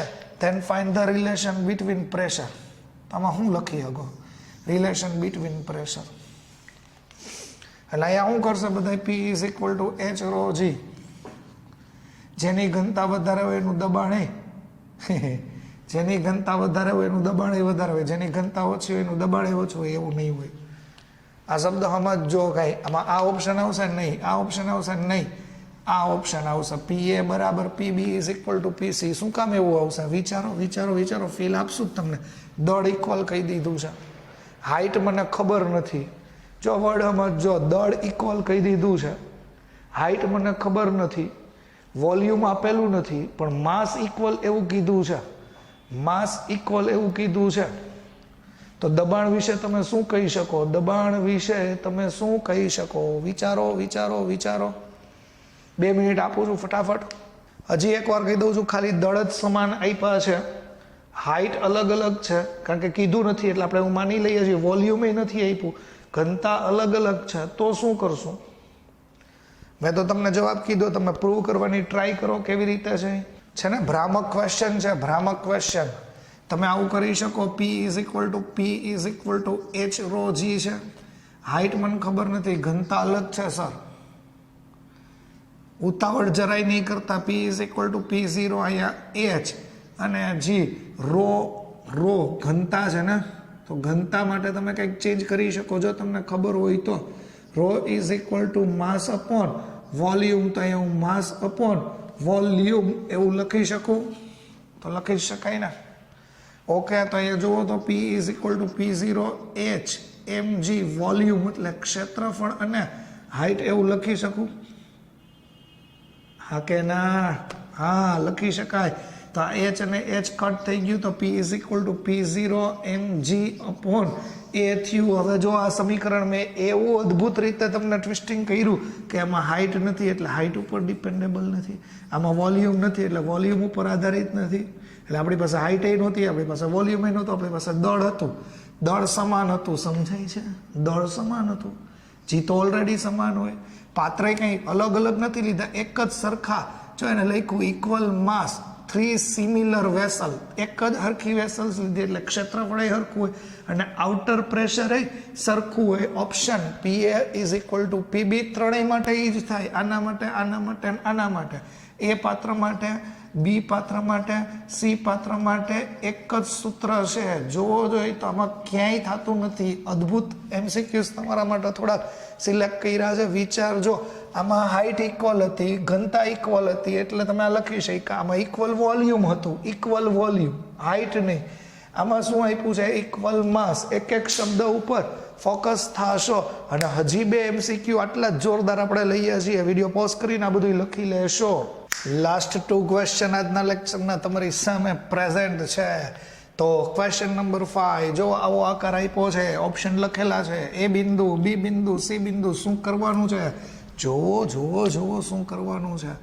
ધારો કે અહીંયા એ બિંદુ, પછી અહીંયા બી બિંદુ. હું તમને હાઈટ આપું છું. જુઓ તો ભ્રામક ક્વેશ્ચન છે, સીધો જવાબ નહીં વિચારતા. હા, આ ધારો કે ઊંચાઈ x છે, આ ઊંચાઈ x છે, આ ઊંચાઈ h આપેલી છે. તો એ બી અને સી ત્રણેય પાત્રમાં લાગતું દબાણ શું લાગે છે તમને? ત્રણેય બિંદુઓ જો એક જ સરખી બેઝ ઉપર લીધેલા છે. એક સાઈડની હાઈટ x છે, બીજી સાઈડની હાઈટ x છે, વચ્ચેના પોઈન્ટની ઊંચાઈ h લીધી છે. શું લાગે છે ઓપ્શનમાંથી? સી. સીધા ક્વેશ્ચન ને સીધા આન્સર તો દેતા જ નહીં હો, કે આ નાનું છે, આ નાનું છે, સર ઓલું મોટું છે, એટલે એ બિંદુનું દબાણ વધારે હોય, બી બિંદુનું સી બિંદુનું પ્રેશર ઇક્વલ છે. શું લાગે છે? શું તમને પેલા કન્સેપ્ચ્યુઅલ વાત કરવા જોઈએ? તમને આમ આઈડિયા તો આવી જ જવો જોઈએ. જુઓ તો તમને આવું લાગે છે, તમે તો આવો જ ઓપ્શન આઈ થિંક સિલેક્ટ કરશો. PA greater than PB is equal to PC, કારણ કે આ બેની હાઈટ સમાન છે સર, એટલે XX લઈ લઈએ, એટલે આ BB લખી નાખીએ, આ PC લખી નાખીએ, ને આ મોટું છે એટલે એનું દબાણ વધારે હોય. એટલે આમાં જવાબ પાછો આવે છે ને, જો કન્સેપ્ટ ભંગ. ત્રણેય બિંદુનું દબાણ સરખા થાય, સેમ હાઈટ ઉપર હોય, એવું કેમ છે? જોવો જોવો જોવો, અહીંયા આપણે ન્યૂટનના નિયમોનો કેવો અપ્લાય કરીએ છીએ. આ તો ઠીક છે. અહીંયા જોવો જોઈએ, આ બી બિંદુ છે, અહીંયા કીધું છે તો સપાટીએ તરલ ઉપર આમ લંબ બળ લગાડતી હોય કે ના લગાડતી? આ સપાટીએ તરલ ઉપર આમ લંબ બળ લગાડતી હોય કે ના લગાડતી? એટલે આમ દબાણ લાગતું હોય. તો આમ દબાણ અહીંયા જો સમજો, અહીંયા વાતાવરણનું સીધું દબાણ લાગતું હોય પ્લસ આ તરલ સ્તંભ, વાતાવરણનું દબાણ પ્લસ તરલ સ્તંભનું દબાણ. ઓકે, અહીંયા શું છે? અહીંયા કેવું છે? તરલ સ્તંભનું દબાણ અને સપાટી દ્વારા લંબ બળનું દબાણ. તરલ સ્તંભ એક ઊંચાઈનું દબાણ સપાટી દ્વારા. તો તમે વિચારો જો, અહીંયા ઓલા લંબ ઘટકો તો પડે ને. આ લંબ બળને હું ધારો કે n કહી દઉં તો એના nના 2 ઘટક પડે, એક આમ અને એક આમ. બીજું જુઓ, બીજો ઘટક અહીંયા મળે, બીજો ઘટક અહીંયા મળે. તો આ 2 ઘટક છે, જો આ હોરિઝોન્ટલ ઘટકો છે, તો એ તો 2 પોતપોતાની અસર નાબૂદ કરી દેશે. જો આ નીચે લાગે છે, આ એક ઊંચાઈનું તો દબાણ હોય, ઉપરાંત લંબબળ પાત્રની સપાટી એની ઉપર દબાણ, વધારાનું દબાણ લગાડે છે. કંઈ સમજાય છે? તો આમાં PB is equal two PA is equal to PC. C પાત્રની સપાટી દ્વારા લિક્વિડ ઉપર આમ દબાણ લાગશે, આમ. સર જો ફીલ ન આવતું હોય તમને, તો હું તમને હજે જ બાજુમાં લખી દીધું છે એક દાખલો, હજી આપણે પાછો રિપીટ કરીએ છીએ. મારી વાત સમજજો. પહેલાં તરલ સ્તંભનું દબાણ લાગે છે, તરલ સ્તંભનું દબાણ લાગે છે, અહીંયા વાતાવરણ અને તરલ સ્તંભ. પણ અહીંયા સપાટી દ્વારા લંબબળ લાગે, એના હોરિઝોન્ટલ ઘટક નાબૂદ થઈ જાય, વર્ટિકલ ઘટક વધારાનું દબાણ ઉત્પન્ન કરે છે, જે આ બધાની અસરને સમતોલે છે. તો આ અલ્ટી કન્સેપ્ટ છે. ઓકે, લાસ્ટ આનું જ ફીલ દેવડાવવા માટે મોટો દાખલો લીધેલો છે. DC Pandey modes IMP conceptual question છે. ગ્લાસ ઓફ વોટર, પાણીનો ગ્લાસ આપ્યો છે, 1 લીટર લિક્વિડ ભરેલું છે. આ સમજો, 1 લીટર. આકૃતિ વાંચવી ન હોય, સોરી આ વાંચવું ન હોય તો મેં ડ્રો કરીને આપ્યું છે. બેઝ એરિયા 10 છે, એટલે બેઝ એરિયા કહેવાય. પાયાનો એરિયા એ 10 સેન્ટીમીટર છે. ટોપ એરિયા એ 30 સેન્ટીમીટર આપ્યું છે. પાણીની ઘનતા એ મેં તમને આપી દીધી છે. એક વાતાવરણનું દબાણ આવડતું જ હોય, બાકી આગલા લેક્ચરમાંથી જોવું. 2 ક્વેશ્ચન છે આપણી પાસે. ક્વેશ્ચન 1, તમારો બ્રેઇન હલાવી અને તમે ટ્રાય કરશો તમારી રીતે, ના તમારી રીતે તો થશે જ, પહેલું તો થઈ જ જશે. Find the force on bottom of glass. હવે આ તો બહુ ઇઝી છે. Find the force on bottom, તળિયે લાગતું બળ ગોતવું છે. તો તળિયે દબાણ આપણે વિચારવું હોય તો શું વિચારી શકાય? જો અહીંયા P છે, ઉપર PO છે, તો મેં તમને શીખડાયું હતું એ જ વસ્તુ વિચારો. અહીંયા દબાણ જોતું હોય તો P is equal two PO plus H ρ G. તો બળ ગોતવું હોય તો એ લાવ P is equal to F upon F is equal to P A. બળ ગોતવું હોય તો દબાણ તો જોઈએ ને, એટલે પહેલાં દબાણ ગોતો. P ઇઝ ઇક્વલ ટુ પાયાવાળી વાત યાદ આવવી જ જોઈએ.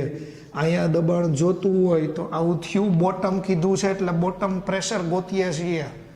બોટમ કીધું બોટમ પ્રેશર, કિંમત મૂકી દો PO RU એક વાતાવરણનું દબાણ 1.01 ગુણ્યા 10⁵. હાઇટ 10 સેન્ટીમીટર, સેન્ટીમીટરને મીટરમાં ફેરવી નાખો એટલે 100. પાણીની ઘનતા આપી છે 10⁻³ જી. એક કામ કરીએ ને લપ નથી કરવી, 10 જ લઈ લઈએ. 0 0 0 0 કટ થઈ ગયું તો P ઇઝ ઇક્વલ ટુ 101 કરી નાખીએ 10⁻³ વત્તા આ 10⁻³ જો આ 101 કર્યું 10⁻³ કોમન લઈ લ્યો. 101 ગુણ્યા 1 સોરી 101 વત્તા 1 ગુણ્યા 10⁻³ તો અહીંયા 102 ગુણ્યા 10⁻³ તો P ઇઝ ઇક્વલ ટુ 1.02 ગુણ્યા 10⁵ ન્યૂટન પર મીટર સ્ક્વેર. આ દબાણ તમારી પાસે છે જ. તો પહેલો દાખલો તો મિત્રો બહુ ઇઝી છે. પાર્ટ 2 કેમ કરશો એ જ અલ્ટી છે. પાર્ટ 2 પહેલાં આટલું ફટાફટ નોંધી લ્યો. હજી તો દબાણ મળ્યું છે, હજી તમારે દબાણ ઉપરથી બળ ગોતવું હોય તો લખાય તળિયે લાગતું બળ. બળ ગોતવું હોય તો F is equal two P into A. F is equal two 1.02 ગુણ્યા 10⁵. તળિયાનું ક્ષેત્રફળ 10 સેન્ટીમીટર સ્ક્વેર એટલે 10⁻⁴ તો 1.02 ગુણ્યા 10 અહીંયા 1 5માંથી 4 જાય એટલે 1 અને અહીંયા 10⁻1 એટલે F બરાબર 102 ન્યૂટન. તો તળિયે લાગતું બળ છે એ 102 ન્યૂટન હશે. આ તમારો પહેલો દાખલો પૂરો થઈ ગયો. પાર્ટ બી છે એ 2 મિનિટ તમને આપું છું, ફટાફટ ટ્રાય કરો વિડીયો પોઝ કરીને. ઓકે, ટ્રાય કરી લીધી. ઓકે, તો પાર્ટ 2 છે ને હું તમને મિત્રો અહીંયા કરી દઉં છું. પાર્ટ 2 કઈ રીતે કરશો એ ધ્યાન રાખજો. Find the force on water by sides of glass. Side of glass તમને થોડોક આઈડિયા આવ્યો નથી તો કાંઈ નહીં. અહીંયા જુઓ આવી રીતનો મેં તમને ગ્લાસ થોડોક મોટો ઝૂમ કરીને બતાવી દીધું છે. આ જોવો જોઈએ ગ્લાસ ચોખવટ જ લઈ કે find the force on water by the sides એટલે સાઇડને લીધે લાગતું બળ વિચારવાનું છે. હવે વિચારો જોઈએ નીચે લાગતું દબાણ P હતું તો એનું ક્ષેત્રફળ એ કહી દો એટલે P એ જેટલું બળ લાગે છે. આ ઉપર ચેકી નાખે ઉપર વાતાવરણનું દબાણ P0 એ આટલું તો થઈ જ ગયું. ઉપરાંત અહીંયા તમે તરલ ભર્યું છે તરલ તો વજન બળને કેમ ભૂલી શકો? તો વજન બળ એવું વિચારો, વજન બળ અહીંયા નીચે તરફ લાગે છે તો નીચે તરફ વિચાર્યું. ઓકે, વાત અહીંથી પતતી નથી. સાઈડ દ્વારા લાગતું બળ વિચારો તો તરલ ઉપર તો સાઈડ આવી રીતનું બળ લગાડતી હોય, ઓલી સાઈડે આવી રીતનું બળ લગાડતી હોય. તો નમૂનાનું આપણે બધા એરા નથી દોરવા, આપણે એક એરો જ દોરીએ. આ જોવો જોઈએ સપાટીને લંબ બળ લાગ્યું. ઓકે, એના ઘટકો વિચારો. આ એક ઘટક વિચાર્યો, આ બીજો ઘટક વિચાર્યો, આ એનો વર્ટિકલ ઘટક, આ એનો વર્ટિકલ ઘટક વિચાર્યો. આ ખબર પડે છે વર્ટિકલ ઘટક. આ જોવો જોઈએ હોરિઝોન્ટલ ઘટક તો બે પોતપોતાના અસરો નાબૂદ કરી દે છે. તો ઉપર તરફ અહીંયા તમે એવું કહી શકો આના દ્વારા F1 બળ લાગે, F2 અથવા પરિણામી આ બેનું પરિણામી એક કામ કરો F જેટલું બળ ઉપર લાગે છે એવું કહી દો. આ F1 આ F2 બેનું પરિણામી આમ ઉપર લાગે છે એવું કહી દો. કંઈ સમજાણું? રિપીટ ફટાફટ. વાતાવરણ દ્વારા લાગતું બળ PO એ, આમ લાગતું બળ PA, વજન બળ નીચે, સપાટી દ્વારા લાગતા લંબ બળ, આ લંબ બળ આ N કહી દઉં, એ આમ છે R કહી દો તોય હાલે. એના બે ઘટક લીધા, હોરિઝોન્ટલ તો નાબૂદ થઈ ગયા. આ F1 આ F2 એનું પરિણામી આમ ઉપર તરફ લાગે F. સંતુલન આવડતું હોય તો લઈ લ્યો. શું લેશો? મૂકી દઉં છું તમારી ઉપર, દાખલો કરશો અથવા લખી દો. હાલો, ઉપર લાગતું બળ બરાબર નીચે લાગતું બળ. હવે આઈ થિંક રકમનું કંઈ કામ નથી, જવા દઈએ. ઉપર લાગતું બળ બરાબર નીચે લાગતું બળ. હાલો ગોતો ઉપર લાગતા બળો ક્યાં ક્યાં છે? તો મને ઉપર લાગતા બળ એક તો આ દેખાય છે પી એ, ઉપર લાગતું બળ આ દેખાય છે એફ, તો પી એ પ્લસ એફ. નીચે લાગતા બળમાં મને તો એક આ દેખાય છે એમ જી, હજી એક ઓલું દેખાય છે પી ઓ એ. હાઈસ પૂરું થયું. તો બસ હવે આની અંદર કિંમત મૂકો અને તમે સાદુરૂપ આપી દો અને તમારો જવાબ લઈ આવો. સાઇડ્સ દ્વારા લાગતું બળ ગોતવું છે તો એફને તમારે છેલ્લે સૂત્રનો કરતા બનાવવાનો છે. પી એ તો તમે ગોતી જ લીધું હતું ને, પી એ એટલે બળ થાય આઈ થિંક. એટલે ઈ બળ તમારે વ્યવસ્થિત રીતે સમજી વિચારીને મૂકવું. કન્સેપ્ટ મિસગાઈડ ન થવા જોઈએ. પી એ પ્લસ એફ ખબર પડી આ એમ જી. ઓકે, તમારી પાસે આ એફ છે છતાંય જો તમને ડાઉટ લાગતો હોય ને ન ખબર પડતી હોય તો અહીંયા પી એ ડેશ કહી દેજો, કારણ કે બેયના ક્ષેત્રફળ સરખા નથી. ઓકે, ઉપર તરફ લાગતું બળ પી એ, જો આ ઉપર તરફ લાગતું બળ પી એ એટલે તળિયે લાગતું બળ તો આપણે ગોઈતું જ છે ને. આ તળિયે લાગતું બળ, જો તળિયે લાગતું બળ ક્યાંક આ એફ ઉપાડીને અહીંયા ન મૂકી દેતા, તો તળિયે લાગતું બળ છે એ 102 ન્યૂટન છે. આ તો આપણે ગોતવું છે. એમ દળ દળ દળ એમ જી અને P0 એ ડેશ એમ કેટલું છે? એમ તો નથી, નો હોય તો કાંઈ નહીં, રો ઇન્ટુ વોલ્યુમ કરી નાખો. અને નો હોય ને એલાવ, નો હોય ને તો તમે સાઈડમાં રફ વર્ક કરી નાખો. રફ વર્ક કરી W ઇઝ ઇક્વલ ટુ એમ જી કરો, ગોતી નાખો. એમ જી એમ એટલે અહીંયા રો ઇન્ટુ વી ઇન્ટુ જી કરી નાખો. સમજાય છે? અહીંથી તમે તમારી રીતે સાદુરૂપ આપી દો. જો અહીંયા 10³ ઘનતા પાણીની મેં તમને લખાવી છે, એ તમને આપ્યું છે. પછી અહીંયા વોલ્યુમ એટલે ક્ષેત્રફળ, હાઈટ અને જી કરી નાખો. ક્ષેત્રફળ, હાઈટ અને જી કિંમત મૂકો, સાદુરૂપ આપો અને W બરાબર મને તમે લઈ આવી દો 10 ન્યૂટન. અહીંયા વીની જગ્યાએ તમે કાંઈ ન મૂકો તોય વોલ્યુમ તો હતું જ તમારી પાસે, રકમમાં આપ્યું જ છે 1 લીટર. 1 લીટર એટલે 10⁻³ મીટર ઘન થાય. આ નીકળી ગયું તો વજન બળ તમારું આ 10 ન્યૂટનનું છે જ. આવી રીતે ગોતો, તમારું બ્રેન યુઝ કરો. તો આ મને મળી ગયું 10 ન્યૂટન. P0 તો 1.01 × 10⁵ એ ડેશ ડેશ ડેશ ઉપરનું ક્ષેત્રફળ 30 × 10⁻⁴. અહીંથી તમને ખબર હતો 102 એફ, અહીંયા 10 પ્લસ આનું તમે સાદુરૂપ વિચારો તો શું કરી શકશો? અહીંયાથી આ નીકળી ગયું એટલે અહીંયા 1.01 × 3 આવું કરી નાખો, અથવા 1.01 × 30 કરી નાખો અને અહીંયા 10 વધ્યું ઈ. આવી રીતનું સાદુરૂપ આપી દો તો 102 + f બરાબર 10 + 303 એવું વધશે. તો આ તમે અહીંયા લખી નાખ્યા 303 સાદુરૂપ આપી દો જોઈએ. 102 + f = 313. તો 313 માંથી 102 બાદ આ જે જવાબ આવે 211 ન્યૂટન, એ તમારો ફાઇનલ આન્સર. તો અદ્ભુત કન્સેપ્ટ છે. સાદુરૂપ આ તમે આપ્યું, બાકી સાદુરૂપમાં કોઈ દી આપવાનો નથી, તમને ખબર જ છે. આ બધું તમારી રીતે ટ્રાય કરો.